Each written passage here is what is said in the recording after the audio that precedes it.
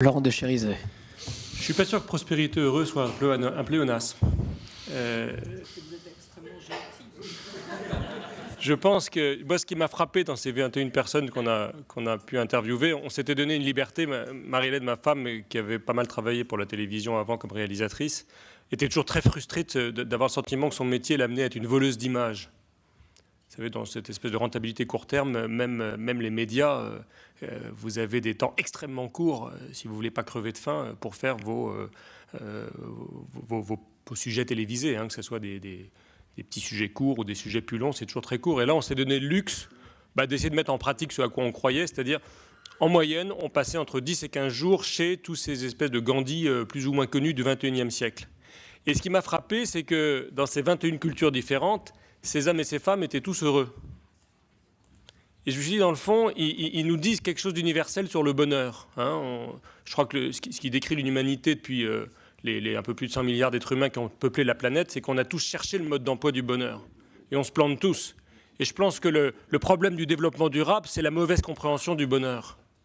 Hein. Je pense qu'il y a le problème du développement durable, c'est qu'on est des impatients, finalement. Hein. Et moi, je suis comme Bettina, je ne crois pas, j'ai horreur de ce terme de décroissance. Je trouve qu'il est très négatif, il ne donne pas envie, et je crois qu'on est des êtres de désir. Hein. Donc il faut parler d'autres modèles de croissance. Mais finalement, ce qui était frappant en rencontrant ces hommes et ces femmes, c'est qu'ils disaient quelque chose du bonheur universel. Hein. Ils nous disaient, mais finalement, moi, mon bonheur, ça a été au gré de mon histoire propre, qui a été passé soit par un désir, soit par une histoire très, très difficile, hein, comme de voir mon village se désertifier pour l'Axman ou autre. Ça a été de dépasser mes peurs pour m'ouvrir à l'autre, comme je vous le disais tout à l'heure. Hein, et conjuguer mes incapacités ou mes capacités, parce qu'on est tous part d'incapacité et de capacité, de fragilité et de capacité, avec l'autre. Et ensemble, on peut. Hein, il y a une intelligence collective, il y a une volonté collective qui se développe. Et puis, ça a une force extraordinairement puissante. Hein, l'être humain qui ose se mettre debout, comme le fait chaque scout quand il ose sortir le week-end dans le RER avec son uniforme et qu'on se moque de lui, eh bien, quelque part, il contribue à inverser le sens du courant. Voyez-vous? Et il permet de dire il y a d'autres manières de passer son week-end que devant, etc. Bon. Et ces 21 personnes, finalement, nous ont tous dit ça à leur manière. Moi, il y en a qui ont vécu des histoires abominables. Au Rwanda, même pas la peine de vous dire ce qu'ils ont vécu. Mais c'était des gens heureux, parce que ce sont des gens qui ont trouvé ce chemin du bonheur qui est le chemin de l'autre. Voilà. Et puis, deuxième considération sur cette question sur la croissance. Comme vous le rappeliez très très justement, moi je suis revenu de ce voyage avec la compréhension du tiers-monde. Je me suis dit, mais dans le fond, le tiers-monde, c'est nous.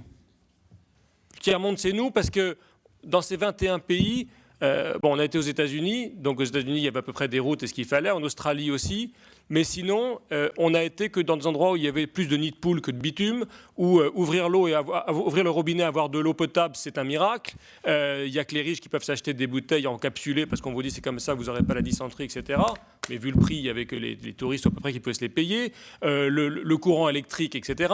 Les classes, c'était un luxe, etc., etc. Aujourd'hui, pas loin de 2 tiers du monde vit ça. Et ce qui nous fait peur, en disant ça pourrait peut-être bien nous arriver, il faut bien considérer qu'aujourd'hui 2 tiers du monde le vit. 2 tiers du monde vit dans nos peurs. Ils n'en ont pas peur puisqu'ils le vivent. Nous, on en a peur parce qu'on ne le vit pas. Ils ne sont pas non plus très contents. Bon, alors, ils ne sont pas contents, ça c'est certain. Et il ne faut pas du tout idéaliser, même si jamais, effectivement, comme je l'évoquais tout à l'heure, peut-être qu'ils ont mis une primauté. Vous savez, la vie est assez bien faite puisque quand on a des atrophies, il y a des hypertrophies qui se développent. Et souvent, on voit ces sociétés qui développent des hypertrophies de la relation. Parce qu'ils ont des atrophies justement de l'assiette pleine, etc. Hein, je me rappelle de cette cour, dans un bidonville au Kenya où ils nous disaient, mais quand on a la chance de ramener un sac de riz le soir, eh bien, on ne se met pas à table avant de vérifier que tous les gens de la cour, ils étaient une dizaine de familles, et quelque chose dans le ventre. Et je me suis dit, mais finalement, voilà le rempart contre l'explosion du monde. Le rempart contre l'explosion du monde, c'est peut-être que ce que nous, riches, nous ne savons pas faire, eux, pauvres, savent le faire. Nous, riches, nous sommes incapables de nous partager notre sac de riz avec le beurre et le machin et tout ce qu'on met dedans.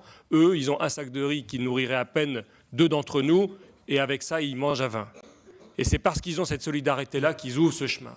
Et derrière, je pense que ça fait appel à un autre type de croissance. Et de quelle croissance il s'agit?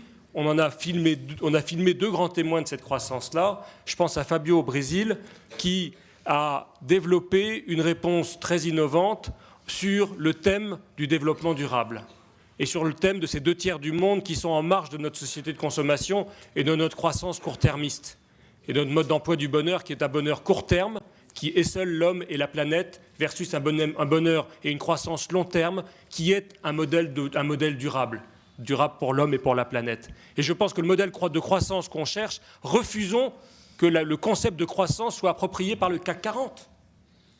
Moi, je refuse qu'on parle de décroissance. Je veux qu'on parle d'un autre type de croissance, qui n'est pas celui du court-termisme. Mais c'est magnifique, la croissance. Et puis, c'est dans la Genèse. C'est dans la Genèse, n'oublions pas. Hein?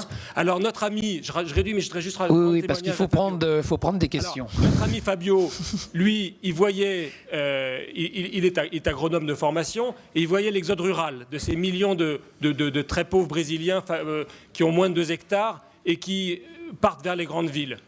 Et il a compris que l'enjeu central de l'exode rural, c'était l'accès à l'énergie. L'accès à l'énergie.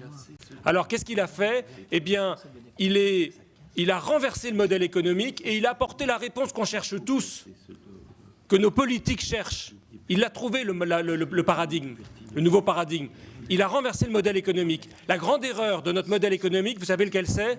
C'est qu'on part de la capacité qu'on a à acheter l'eau. Eh bien, quand M. Danone dit à combien je peux vendre cette bouteille d'eau, eh bien, il limite son marché à 1/3 de l'humanité, ceux qui peuvent payer. Et Fabio et quelques autres, ils rendent témoignage qu'il y a un modèle inverse qui est bien plus viable, et qui permet une croissance beaucoup plus durable, qui est de dire, je ne pars pas de à quel prix je peux vendre, mais à quel prix eux peuvent acheter. Et là, au cœur de ça, il y a la dignité humaine et il y a le développement durable. Et quand je dis à quel prix eux peuvent l'acheter, alors mon petit paysan qui a moins de 2 hectares et qui est au gré d'une sécheresse ou d'une pluie trop forte va devoir subir l'exode rural, eh bien, il va pouvoir, et c'est ce qu'a fait Fabio, considérer qu'avec le solaire, avec des panneaux solaires, avec un système à 700 $, eh bien, il va pouvoir réguler la gestion de l'eau, de l'électricité, etc., pour son exploitation. Et cet accès à l'électricité permet de multiplier par 5 le rendement. Et plutôt que de dire à quel prix les grandes industries du solaire vendent leurs panneaux solaires, il s'est dit à quel prix mon petit agriculteur peut acheter. Il a fait une étude de marché, il s'est rendu compte que ce petit agriculteur, avec 11 $, avec ses 2 hectares, il dépense en moyenne 11 $ par mois en énergie de substitution, des bougies, du pétrole, etc., pour son groupe électrogène. Et alors, il est parti de ces 11 $, il a été voir les banques, il a réinventé le système du microcrédit, aidé par une entreprise, un grand réseau d'entrepreneuriat social qui s'appelle Ashoka et McKinsey, les grands réseaux de consultants, et il a étayé le fait que ce petit bonhomme avec ses 2 hectares qu'on ne sait pas prendre en compte dans nos études de marché occidentales pour dire il peut faire de la croissance durable, eh bien si, avec 11 $ par mois, il peut faire de la croissance durable. Il peut acheter sur 7 ans, avec du microcrédit, ses panneaux solaires. Et quand il a ses panneaux solaires, le mois suivant, le rendement de son exploitation se multiplie par 4. Et du coup, il peut scolariser ses enfants, du coup, il peut être acteur de croissance. Et je suis convaincu que le modèle de croissance durable, il passe par ce renversement de paradigme. Il passe par la capacité, la volonté, pour servir la dignité humaine, de chacun de nous dire « je ne me demande pas à combien je peux vendre, mais à combien eux peuvent acheter ». Merci.